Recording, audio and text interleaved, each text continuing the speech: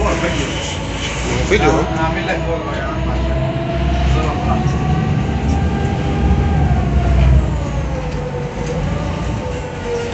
كده عملنا ده جميل.